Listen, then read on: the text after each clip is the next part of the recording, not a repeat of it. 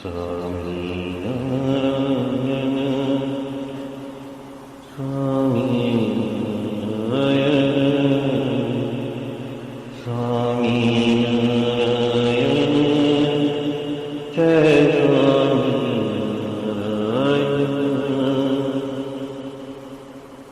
स्वामीनारायण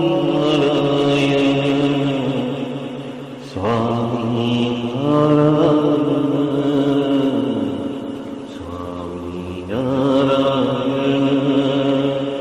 जय स्वामीनारायण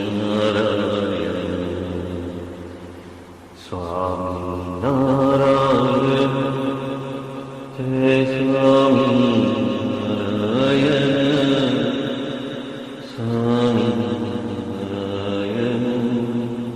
जय स्वामीनारायण स्वामीनारायण स्वामीनारायण स्वामीनारायण जय स्वामीनारायण स्वामीनारायण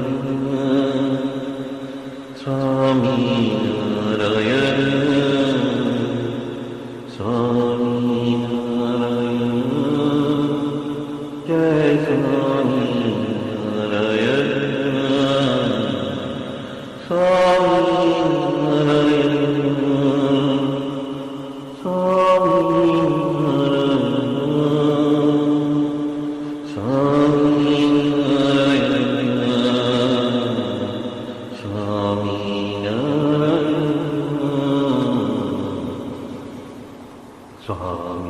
स्वामीनारायण जय स्वामीनारायण स्वामीनारायण जय स्वामीनारायण। सहजानंद स्वामी महाराज की जय जय जय। धाम धमी मुक्तों की जय जय जय। मुक्ताक्षर पुरुषोत्तम की जय जय जय। जे उत्पत्ति तथा स्थिति लय करे वेदो स्तुति उच्चरे। जे नरोम सुचिद्रमाणु समा ब्रह्मांड कोटि परे। माया काल रवि शशि सुरगणो आज्ञान लोपेक्षण।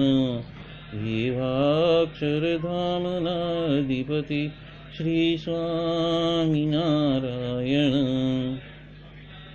महाध्यानाभ्यासं विदतमजस्त्रं भगवत पवित्रे सम्प्राप्तं। स्थितिमतिवरे कान्तिकवृषे सदानन्दं सारं परमहरिवार्ताव्यसनिनं। गुणातीतानन्दं मुनिवरमहं नौमि सततम्। अनेकेभ्यो सद्भ्यो विमलहरिविज्ञान ददतं। भुविर्ब्राह्मी विद्या हरिवचनरूपामुदयतं। हरिध्यानासक्तं शुभगणमनाद्यक्षरमहं। गुणातीतानन्दं सकलगुरुमुदे मुनिवरम्। वाणी अमृत थी भरी मधुसमी संजीवनी लोकमा। दृष्टि मां भरी दिव्यता निरखता सुदिव्य भक्तो वदा।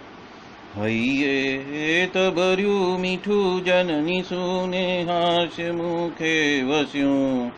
ते श्री ज्ञान योगिराज गुरुने नित्ये नमो भावसु।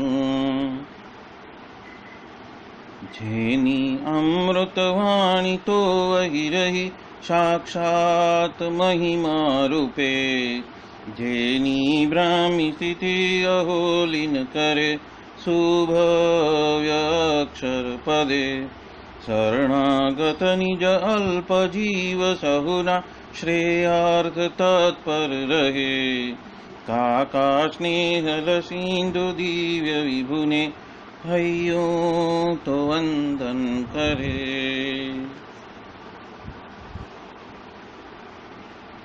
क्षिप शांत प्रशांत सागर समा साधु गुणे जे शोभता जेना दर्शन ने समागम थकी शांति सहु पामता जे छे मानस पुत्र का काजिना ने भजन मालिन रहे एवा साधक वृंदना गुरु सुरत वंदन भरत भाईने। भक्ति सभर गुलतान थईने महापूजा जे करे अनुवृत्ति अद्भुत जाळवी रीझया काकाजीने मलकंतु मुख पुलकित हय्यो युवानो ने जे गमे एवा सुरद भूलकु विरल वंदन अहो असी भाईने। ब्रह्म रूप निज ने मानता वळी श्रीजी हइये धारता जे मस्त रहीने प्रभु भजन मा सुरद भाव धारता महिमा सभर दासत्व छलके जीवन माछे सहजता काका स्वरूप दिन कर विभु संभारवामा धन्यता। यत् सत्येन जगत् सत्यं यत् प्रकाशेन भाति तत् यदानन्देन नन्दन्ति तस्मै श्री गुरुवे नमः। ध्यानमूलं गुरोर्मूर्ति पूजामूलं गुरोर्पदं मन्त्रमूलं गुरोर्वाक्यं मोक्षमूलं गुरो कृपा। सहजानंद स्वामी महाराज की जय जय जय। अनादि मूल अक्षर मूर्ति सद्गुरु श्री गुणातीतानंद स्वामी की बातें प्रकरण 6 सर्वदेशी समझन बात 107वीं। स्वामीनारायण हरे स्वामी बात करते हैं कि इस मानव देह में तो 9 द्वारों से गंध उठती है और उस देह के लिए इतनी सारी बातें होती है और द्वेष राग ईर्षा असूया कंकास क्रोध वाद विवाद और झगड़े और युद्ध भी हो जाते हैं। और उसके लिए महाराज के सिद्धांत के हिसाब से यदि हम आचरण करेंगे तो उसके ऊपर उन्होंने श्लोक बताया है कि निजात्मनं ब्रह्मरूपम देहत्रय विलक्षणम उपरांत ब्रह्मभूत प्रसन्नात्मा उपरांत परिनिष्ठोपि निर्गुण्ये उपरांत आत्मारामश्च मुनियो ऐसे अधिक अधिक अधिक मतलब वगैरह वगैरह वगैरह बहुत सारे श्लोक बोले और तत्पश्चात कहा कि उसके लिए तो लोचे को रखकर सिर्फ आत्मा रूप होना, मतलब कि यहाँ पे गुणातीतानंद स्वामी लोचा मतलब इस जो 9 शरीर से बना हुआ जो हमारा देह है और उसके बीच में हृदय कमल में बसता हुआ ऐसा जो हमारा जीव या तो कि आत्मा जो बसा हुआ है तो उसकी बात करते हैं। और वो कह रहे हैं कि 9 द्वार जो है मानव देह के अंदर जो 9 द्वार है उसमें से तो गंध ही आती है, बदबू ही आती है, कचरा ही निकल रहा है। तो उस 9 द्वार में 2 कान बताए हैं, 2 आंखें बताई है, 2 नासिकाएं बताई है, मुख दिखाया है और 2 बाह्य इंद्रिय बताई है। ऐसे शरीर के 9 द्वार बताए हैं। और यहाँ पे ये जो इंद्रियां हैं या तो जो नवद्वार है, उससे उपजने वाली जो प्रकृति है, या तो उससे उपजने वाला जो हमारा भय है, या तो शोक है, या तो सुरवीरता है, या तो ईर्षा है, या तो असूया है, जो कुछ भी है वो उस नवद्वार के वजह से है। तो इस देह के ऊपर तो बहुत सारी बातें हो सकती है, लेकिन इसी देह के वजह से इस संसार जगत के अंदर तो बहुत सारे भेदभाव होते हैं, और उस भेदभाव के वजह से बहुत सारे वाद विवाद, कलह, क्लेश, कंकास, झगड़े भी हुए हैं और युद्ध भी हो चुके हैं। और हमारा इतिहास जो है, इस पृथ्वी का जो इतिहास है, उसमें ऐसी बहुत सारी कहानियां हैं जहां पे इस देह के वजह से झगड़ा हुआ न हो। वो बात यहाँ पे गुणातीतानंद स्वामी हमें बता रहे हैं।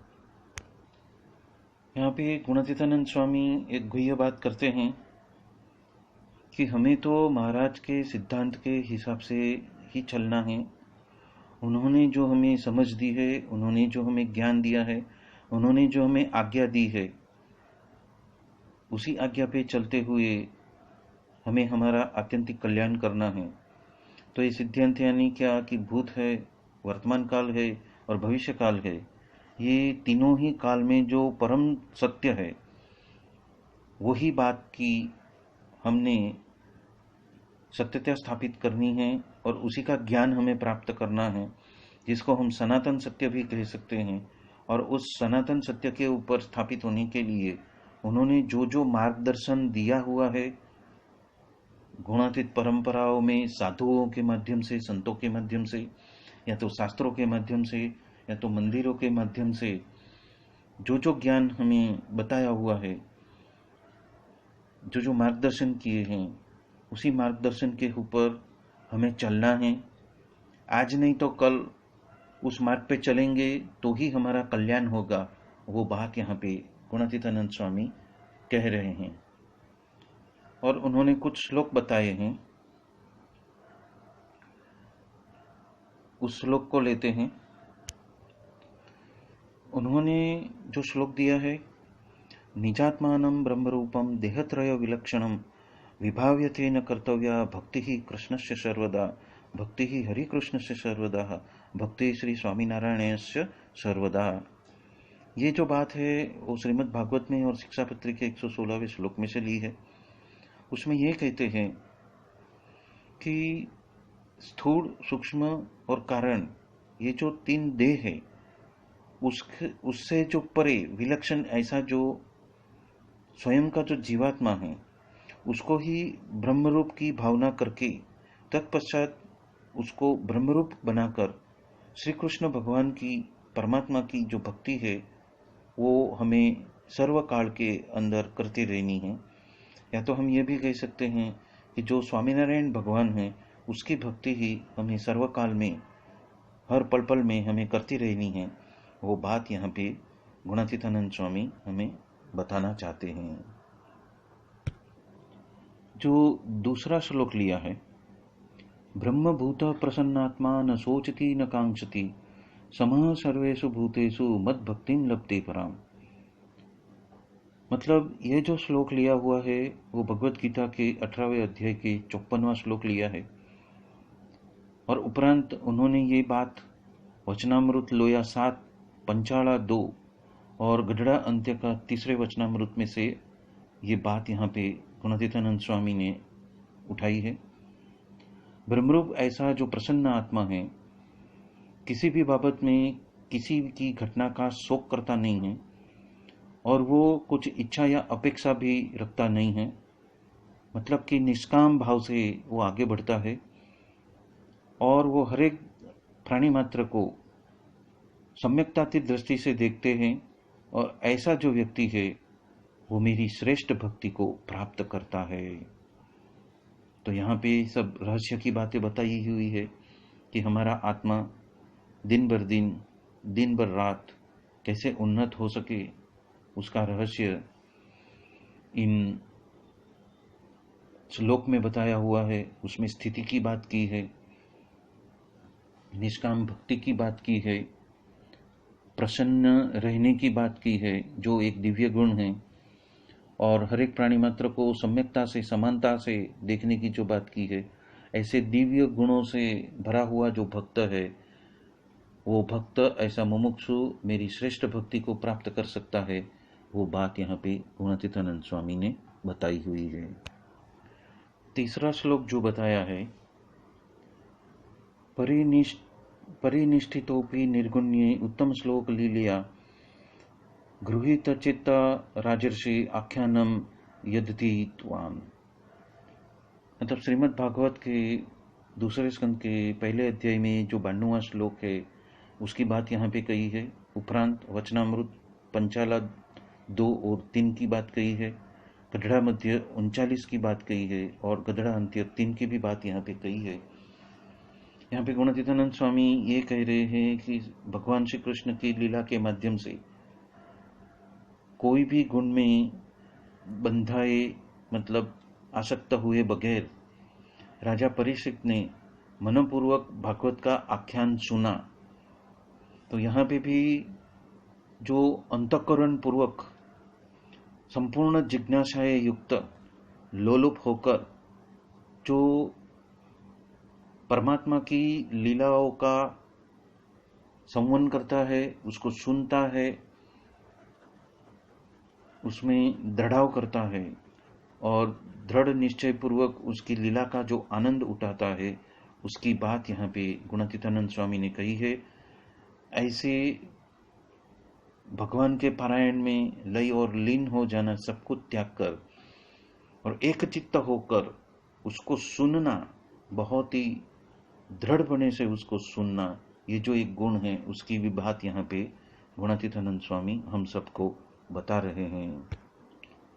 और एक श्लोक लिया हुआ है, आत्मा रामश्च मुनियों, कि जो भी ऋषि मुनि हैं वो स्वयं में हमेशा अपने हृदय में जो आत्मा स्थित है उसके अंदर ही रत रहते हैं, मतलब कि निजात्मनम ब्रह्म रूपम की स्थिति में ही रहते हैं, और बाकी की जो प्रकृति के जो भी आविर्भाव है उसे वो विरक्त दशा में ही रहते हैं, और उस तरह से वो हमेशा आनंद के सागर में ही झूमते रहते हैं। उस झूमने की बात यहाँ पे गुणातीतानंद स्वामी ने हमें बताई हुई है।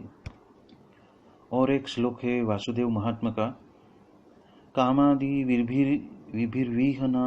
विहीना ये सात्वता क्षीण वासना तेषां तो बुद्धि भेदाय क्वापि कालो न स्वप्नुते। जो भी मुमुक्षु कामादि अंतःशत्रुओं से रहित है वो निर्मोही हो जाते हैं, इसलिए वासना से वो विरक्त ही रहते हैं, और सद्धर्मनिष्ठ भगवत भक्त है उनके अंदर तो सद्बुद्धि को भेदने के लिए तो काल भी कभी समर्थ हुआ नहीं है, और काल का सामर्थ्य उसके ऊपर प्रवर्तमान रहता नहीं है। ये गुह्य बात वासुदेव महात्मा में गुणातीतानंद स्वामी ने बताई है। उपरांत गुणातीतानंद स्वामी ने और एक बात बताई है, कार्य साध्यामी व देहम पात्यामी, के मुमुक्षु इस संत के साथ में इस तरह से जुड़ता है कि हमें तो इस जन्म में जो संतों ने कार्य दिखाया है उसको सिद्ध कर लेना है, या तो फिर ये देह नष्ट भी हो जाए फिर भी मैं उस कार्य में उस डर से मैं विमुख नहीं होऊंगा, पर सुरवीर होकर उसमें आगे बढ़ के उस कार्य को सिद्धता की चरम सीमा पर पहुंचाऊंगा। वो बात यहाँ पे गुणातीतानंद स्वामी हमें बता रहे हैं। उपरांत एक श्रुति है, कालो बलियान बलिना विद्यते तेन बुद्धयः काम लोभ रसास्वादः स्नेह मानवताम मुनेः। मतलब कि काल इतना बलवान है कि वो अति बलवान मनुष्य की बुद्धि को भेद देता है। काम है, लोभ है, रसास्वादन है और स्नेह के जो स्वादी है, ऐसे जो ऋषि मुनि, श्रेष्ठ ऋषि मुनि थे वो भी गिर पड़े हैं, उनका पतन हुआ है और उनको पीड़ा देते हैं, दुख देते हैं। इसलिए समय को ही बलवान कहा है और ऐसे समय में यदि हम ऐसे कामादि शत्रुओं पे विजय स्थापित कर लेते हैं तो कभी ही काल हमें पीड़ित नहीं कर सकेगा। ये बात हमें गुणातीतानंद स्वामी जता रहे हैं।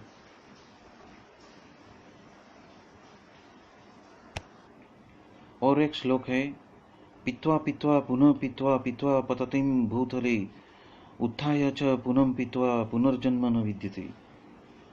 यहाँ भी इसका मतलब यह है कि जो व्यक्ति शास्त्रों का पठन चिंतन मनन बारंबार करके इस धरती पर पड़े रहते हैं और तत्पश्चात फिर से जागकर वो फिर से उसका ही रसपान करते हैं, तो उसका फिर से जन्म इस पृथ्वी के ऊपर होता नहीं है। या तो जन्म मरण के चक्कर से वो मुक्त होने के लिए लायक हो जाता है। वो बात यहाँ पे गुणातीतानंद स्वामी हमें कहते हैं। और एक श्लोक है, भागवताः आत्मारामाः, मतलब कि जो भगवत भक्ति में लीन है वो ही आत्मा राम ही है। और एक श्लोक है, भोगे रोग भयम कुले च्युति भयम वित्ते नृपालद भयम माने दैन्य भयम बले रिपु भयम रूपे जरायाद भयम शास्त्रे वाद भयम गुणे खल भयम काये कृतांताद भयम सर्ववस्तु भयान्वित भुवि नृण वैराग्यमेवा भयम। यहाँ पे उसका मतलब ये बताया है कि इस जगत में व्यक्तियों को भोग के अंदर रोग का भय जिसको लगता है प्रतीत होता है, कुल में निंदा का भय प्रतीत होता है, द्रव्य ज़्यादा हो जाए तो राजा का भय प्रतीत होने लगता है, जो ज़्यादा मानी है उसको दीनता का भय लगता है, बलवान को शत्रु का भय लगता है, रूपवान को वृद्धावस्था का भय लगता है, शास्त्रों के ज्ञानी को वाद विवाद का भय लगता है, गुणवान को मूर्ख का भय लगता है और इस शरीर को रोग का भय लगता है। जो सच्चा मुमुक्षु है वो ऐसे भय को सामने रखते हुए वो भगवत भक्ति में ही लीन रहता है और सारी बताई हुई ये बातों में सभी मनुष्य ऐसे भययुक्त है, पर जो वैरागी है वही एक निर्भयी है और वो जानता है कि ये सब तो भगवान की माया है, इसलिए वो वैराग्य में स्थित होकर भय मुक्त होकर भगवान की भक्ति करता है। भय से नहीं पर भय मुक्त होकर वो भगवान की भक्ति में रत रहता है। ये बात यहाँ पे गुणातीतानंद स्वामी हम सबको बता रहे हैं। इन सभी श्लोकों के माध्यम से गुणातीतानंद स्वामी हमें एक ही बात, श्री जी महाराज का जो सिद्धांत है वो बारंबार कहते हैं कि मैं ये तीन देह से भिन्न हूँ, यह देह में नहीं हूँ, मैं आत्मा रूप हूँ, मैं अक्षर रूप हूँ, मैं अक्षर ब्रह्म सत्पुरुष, ऐसा जो मेरा गुरु है वही मेरा सच्चा स्वरूप है। उस पे ही, ऐसी समझ पे ही स्थिर हो जाना, तो वही आत्यंतिक कल्याण का मार्ग हम प्रशस्त कर रहे हैं, ऐसा गुणातीतानंद स्वामी हमें बता रहे हैं। और ये बात गुणातीतानंद स्वामी ने तो स्वामी की बात के प्रकरण 1 की 256वीं बात में भी कही है, उपरांत प्रकरण 1 की 283वीं बात में भी कही है, उपरांत प्रकरण 1 की 341वीं बात में भी कही है और प्रकरण 4 की 108वीं बात में भी कही है, उपरांत प्रकरण 5 की 129वीं बात में भी यही बात कही है कि स्वयं को अक्षर रूप ही मानना है, अक्षर ब्रह्म ही मानना है और सतत पल पल में उसका ही अनुसंधान रखना है। उसी तरह प्रकरण 5 की 360वीं बात में भी यही बात कही है, उपरांत प्रकरण 6 की 22वीं बात में भी गुणातीतानंद स्वामी यही बात बता रहे हैं। और प्रकरण 6 की 40वीं बात में गुणातीतानंद स्वामी कहते हैं, मैं तो अक्षर ब्रह्म हूँ और पुरुषोत्तम जो स्वामीनारायण भगवान सहजानंद स्वामी हैं वो मेरे हृदय कमल के अंदर वो साक्षात विराजमान हैं। इसी रीत से अनुसंधान करते जाना तो हमारा आत्यंतिक कल्याण का मार्ग जो है प्रशस्त ही रहेगा और आगे ही आगे उत्तर हमारी सत्संग में वृद्धि ही होती रहेगी। वो बात यहाँ पे गुणातीतानंद स्वामी हम सबको बता रहे हैं। उपरांत एक श्लोक कहा है, यत्रोत्तम श्लोक गुणानुवादः प्रस्तुते ग्राम्य कथा विघातः निःश्रव्यमाणानुदीन मुमुक्षे रमति संति यच्छति वासुदेवे। मतलब कि जहाँ उत्तम पुण्यशाली प्रभु के गुणानुवाद पूर्वक ग्राम्य कथा चलती होती हो, मतलब कि सत्संग होते रहता है, प्रतिदिन जहाँ पे श्रवण करने वाले मोक्ष की इच्छा को लेकर सहजानंद स्वामी में ही अपनी बुद्धि को अर्पण करते रहते हैं। ये बात यहाँ पे गुणातीतानंद स्वामी हम सबको बता रहे हैं। और एक श्लोक बताया है, सम दुख सुख स्वस्थ समलोष्टाष्ट कांचनम तुल्य प्रिया प्रियो धीरस्तुल्य निंदात्मा संस्तुतितः। मतलब कि जो स्वस्थ अवस्था में भी लोखंड पत्थर और सोने को एक समान उसकी प्रतीति है, जहाँ पे किसी में भी आसक्ति उसकी नहीं है, उपरांत उसके लिए कोई भी प्रिय या फिर अप्रिय, स्तुति करने योग्य या तो निंदा करने योग्य है ही नहीं, उसके लिए सब कुछ समान है। मतलब कि जो समस्थिति में स्थापित हो गया है, जो स्थित प्रज्ञ हो गया है, जो नॉन जजमेंटल हो गया है, वो आत्यंतिक कल्याण के रास्ते पर वो प्रशस्त हो चुका है और उसका आत्यंतिक कल्याण होएगा। ये बात यहाँ पे गुणातीतानंद स्वामी हम सबको बता रहे हैं। और एक श्लोक बताया है, सर्वे ब्रह्म विद्य भविष्यन्ति संप्राप्ते तो कलो युगे तत्र नैवानुतिष्ठन्ति सिष्णोदर परायण। यानी कि सच में ही कलयुग शुरू होते ही सभी ब्रह्मवेत्ता, ब्रह्म को जानने वाले पैदा हो जाएंगे और उसमें कामी, क्रोधी और लंपट जो लुच्चे लफंगे जो जीव है वो तो कभी भी संतुष्ट होने वाले नहीं हैं। ये बात यहाँ पे गुणातीतानंद स्वामी हम सबको बता रहे हैं। प्रकरण 119वीं बात में गुणातीतानंद स्वामी कहते हैं कि कोटि जन्मों में जो कसर टलने वाली नहीं हो तो वो आज ही टल जाएगी और ब्रह्मरूप करके आपको रख देंगे। यदि सच्चे सच्चे साधु को आप मिले हो, मतलब आप उनके संबंध से जुड़े हुए हो और वो जो कहते हैं वैसे करते जाएं तो वो काम सिद्ध हो जाएगा। ये बात यहाँ पे गुणातीतानंद स्वामी बता रहे हैं। और कोटि कल्पों में भगवान का धाम नहीं मिलने वाला हो, पर ऐसे साधु को सच्चे हृदय से 2 हाथ जोड़ दे और विनय करता रहे तो उतने में उसको ये भगवान का धाम का सुख मिल जाता है। ये बात भी गुणातीतानंद स्वामी बता रहे हैं। प्रकरण 2 की 62वीं बात में गुणातीतानंद स्वामी कहते हैं कि शास्त्र में और सत्पुरुष के साथ में वो जो कहते हैं वैसे ही यदि हम बरतते हैं तो जो बड़े सत्पुरुष है वो राजी हो जाते हैं और जीव का सब कुछ कार्य हो जाता है। वो राजी होने के 4 उपाय बताते हैं कि बड़े सत्पुरुष कैसे राजी हो सकते हैं।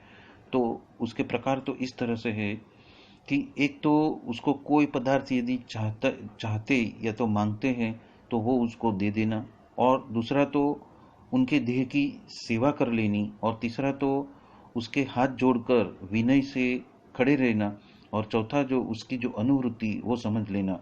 और वो अनुवृत्ति में तो सभी बात आ जाती है, तो उसको अन्य इसके जैसा तो उपाय और कुछ है ही नहीं। और इस अनुवृत्ति को व्यवस्थित रूप से समझने के लिए काकाजी महाराज की एक बुक है जो भरत भाई, वसी भाई और दिनकर भाई ने मिलकर उसको छपवाई है, जिसका नाम है अस्खलित मंगल कृपाधारा। और उस अस्खलित मंगल कृपाधारा में विभाग 2 में पंचगिनी शिविर में बहुत अच्छी तरह से अनुवृत्ति में कैसे हम स्थिर रह सकते हैं उसके ऊपर बहुत सारी बातें की है।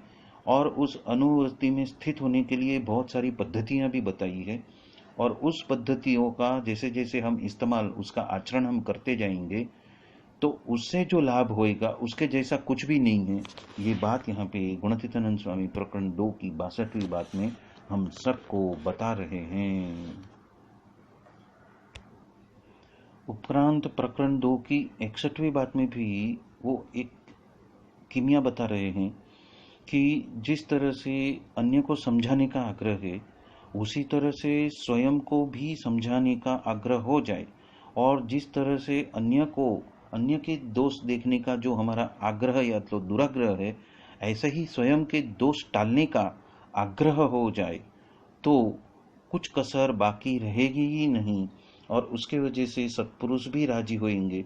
यदि हम दाखड़ा करने लगे कि हमारे स्वयं के दोष को टालने के लिए हम भगीरथ कार्य शुरू कर दे और सुरवीर बन जाए दोष टालने के लिए, तो हमारे जो सत्पुरुष जो हमें मिले हैं, जो प्रकट सत्पुरुष मिले हैं, वो भी राजी हो जाएंगे। ये बात गुणातीतानंद स्वामी हमें बता रहे हैं। बोलो सहजानंद स्वामी महाराज की जय जय जय। धाम धमी मुक्तो की जय जय जय। सर्व गुणातीत स्वरूपों की जय जय जय। मुक्त अक्षर पुरुषोत्तम की जय जय जय। आप सभी को जय स्वामी नारायण। स्वामी नारायण स्वामी नारायण स्वामी नारायण जय स्वामी नारायण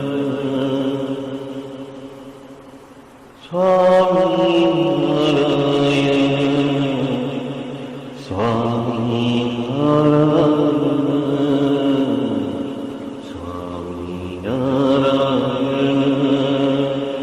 जय स्वामी नारायण स्वामी नारायण जय स्वामी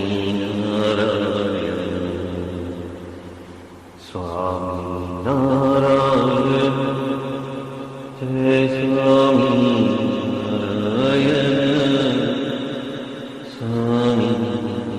नारायण जय स्वामी नारायण स्वामी नारायण स्वामी नारायण स्वामी नारायण जय स्वामी नारायण स्वामी नारायण स्वामी नारायण स्वामी नारायण जय स्वामी नारायण स्वामी नारायण